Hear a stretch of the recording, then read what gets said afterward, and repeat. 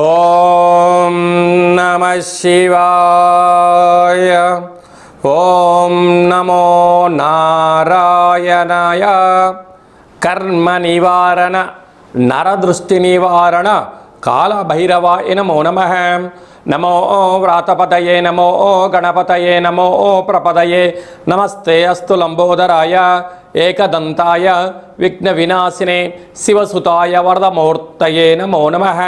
హరి ఓం. మా ఛానల్కి స్వాగతం. చూస్తున్న వీక్షకులకు ప్రేక్షకులకు ప్రియ కాల భైరవ భగవద్బంధులకి స్వాగతం పలుకుతూ మమ్మల్ని ఎంతగానో ఆదరిస్తూ ఉండబడినటువంటి ప్రియ సోదర సోదరీమణులకు అందరికీ కూడా ముందస్తుగా వినాయక చవితి పండగ శుభాకాంక్షలు.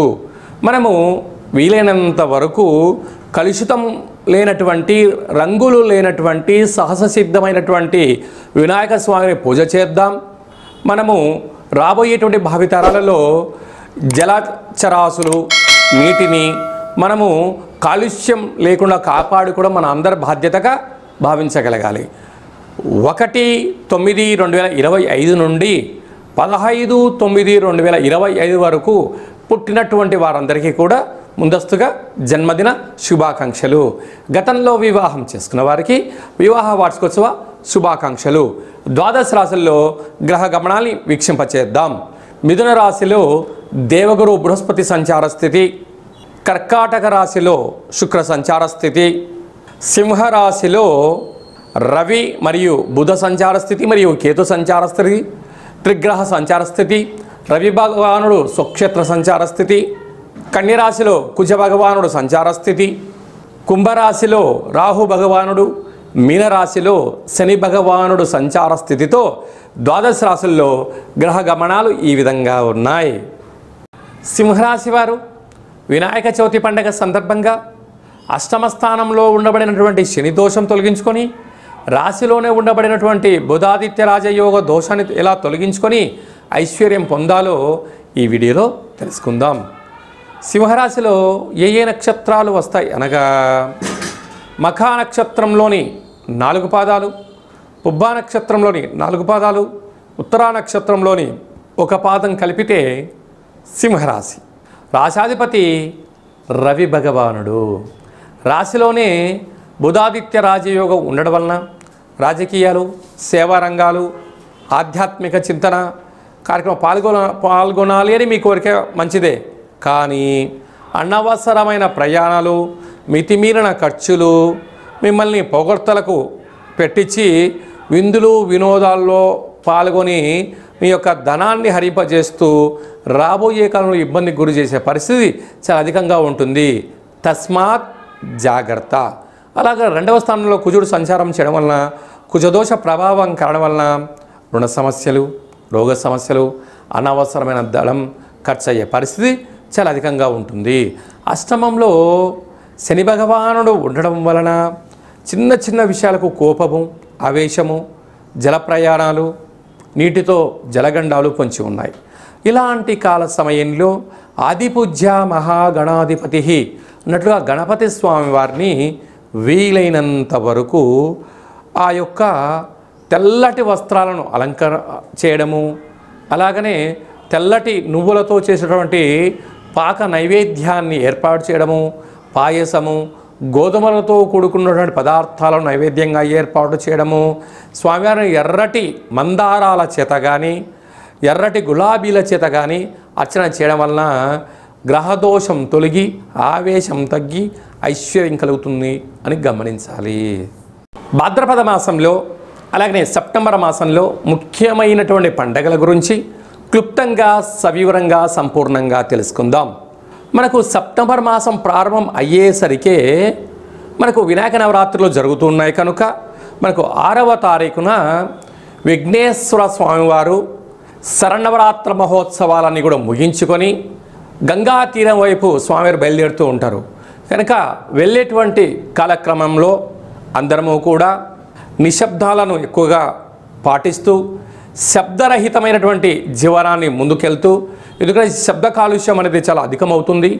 వాటితో పాటి కోలాహలాలు, సంపూర్ణమైనటువంటి శాంతి భద్రతలకు అనుకూలంగా ఉంటూ స్వామివారిని ఏ ఆనందంగా అయితే మనము కూర్చోబెట్టామో ఆ గంగా తీరం దగ్గరికి వెళ్ళి పంపించి మళ్ళీ మనమందరం క్షేమంగా ఇంటికి చేరాలని చెప్పి కూడా మనసారా అందరం కోరుకుందాం.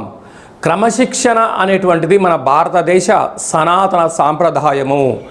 ఒకానొక కాల సందర్భంలో బాలగంగాధర్ తిలక్ గారు మనము భారతీయులము ఒకే చోట కూర్చొని మనల్ని అందరినీ కలుపుకొని భారతదేశ స్వతంత్రం రావడానికి ఎలా మనకు స్వామివారు ఎలా ఆశీర్వదించారో రాబోయే కాలంలో కూడా ఎవరి జీవితాలలో కూడా అష్ట కష్టాలు లేకుండా అష్ట ఐశ్వర్యాలను ప్రసాదించాలని ప్రతి ఇంట, ప్రతి గ్రామాలలో, ప్రతి వాడలలో, ప్రతి దేశంలో మనం చేసేటువంటి విఘ్నేశ్వర స్వామి వారి యొక్క గంగా తీర ప్రయాణ శుభాకాంక్షలు.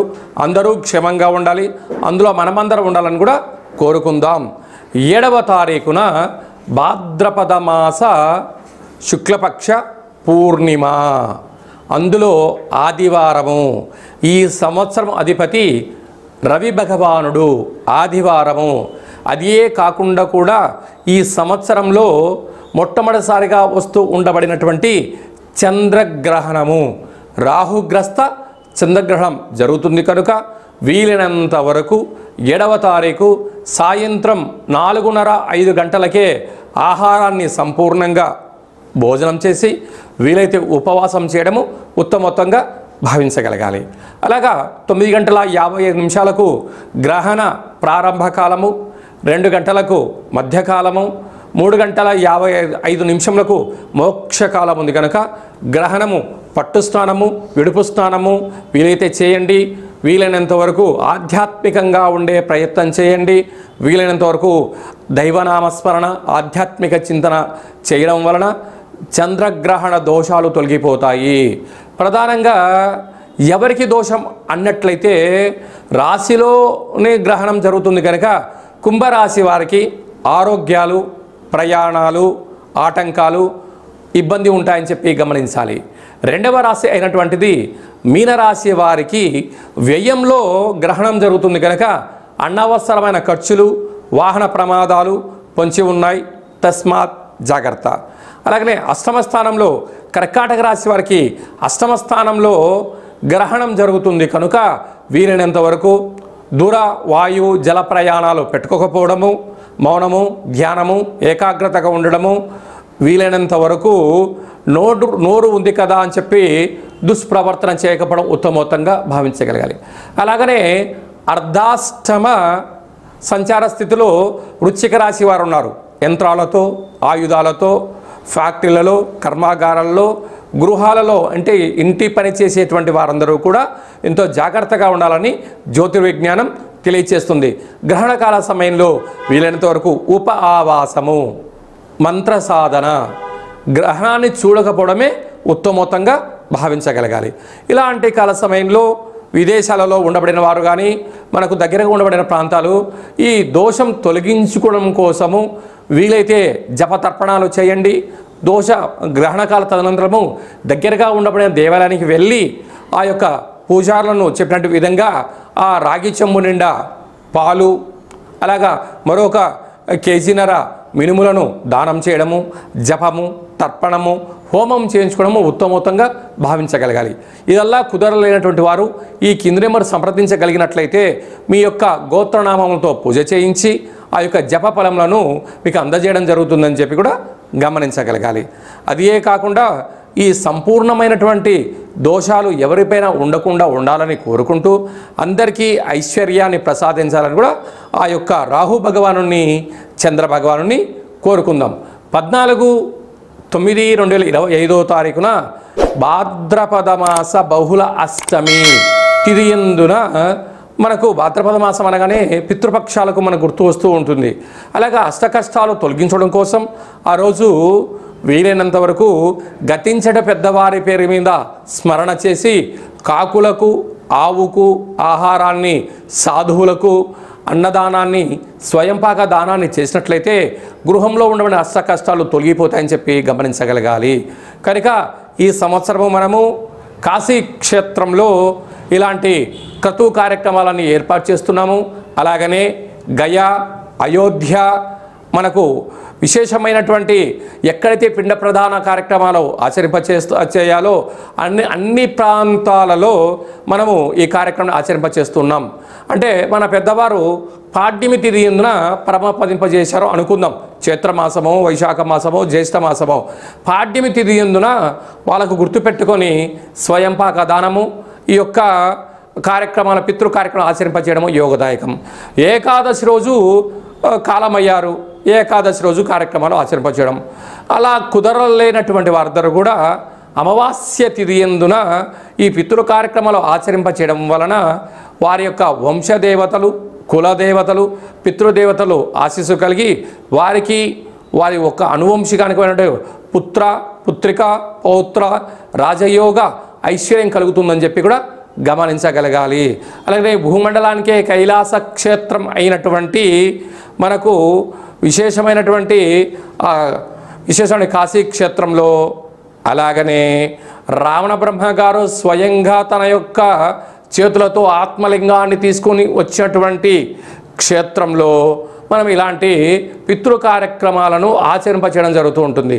అలాగా మనం ఆయా స్థలాలలో మనం పెట్టినట్లయితే విశేషమైన పుణ్య ఫలితం కలిగి కోటి జన్మల పుణ్య ఫలితం కలుగుతుందని చెప్పి కూడా గమనించాలి. ఈ విధంగా అందరికీ శుభం, జయం, లాభం కలగాలని కోరుకుంటూ ఆశీర్వచనం. ఓం శతమానం భవతి శతాయు పురుష సతేంద్రియ ఆయుష్యేవేంద్రియే ప్రతిష్టతి ధనం ధాన్యం బహుపుత్రలాభం శత సంవత్సరం దీర్ఘమాయు సర్వే జనా సుఖినో భవంతు లోకా సమస్తా సుఖినో భవంతు సర్వం విఘ్నేశ్వరార్పణమస్తు. హరి ఓం. ఈ వీడియో మీకు నచ్చినట్టయితే లైక్ చేయండి, షేర్ చేయండి, మా ఛానల్ని సబ్స్క్రైబ్ చేసుకోండి. ఆధ్యాత్మిక భక్తి సమాచారాన్ని అందరికన్నా ముందుగా మీరు తెలుసుకోవాలి అనుకుంటున్నట్లయితే ఈ యొక్క భక్తి సమాచారాన్ని భగవద్బంధులకు, మిత్రులకు, స్నేహితులకు చేరవేయండి. హిందూ ధర్మాన్ని కాపాడండి. మరొక చిన్న విషయం ఏమిటనగా, మీ వ్యక్తిగత జాతకం తెలుసుకోవాలి అనుకుంటున్నట్లయితే మీ యొక్క పేరు, పుట్టినటువంటి తేదీ, నెల, సంవత్సరం, సమయం రాసి మీరు పంపించగలిగినట్లయితే 100 సంవత్సరాల జాతకాన్ని రాసి పంపించి మీరు పుట్టినప్పుడు గ్రహ గమనాలు ఎలా ఉన్నాయి, మీరు ప్రస్తుత కాలమాన ప్రకారంగా గ్రహాలు ఎలా ఉన్నాయి, భవిష్యత్తులో ఎలా ఉండబోతున్నాయో తెలియజేయడం జరుగుతుందని కూడా గమనించగలగాలి. చాలామందికి డేటా బర్త్లు లేనటువంటి వారికి పేరు యొక్క మొదటి అక్షరాన్ని అనుసరిస్తూ రాశిని తెలియచేస్తూ రమణ శాస్త్రం ద్వారా అనగా గవళ ద్వారా భూత, భవిష్యత్, వర్తమానాన్ని తెలియజేయడం జరుగుతుంది. కనుక ఈ కింది నెంబర్ని సంప్రదించి అపాయింట్మెంట్ తీసుకొని సంప్రదించగలరు.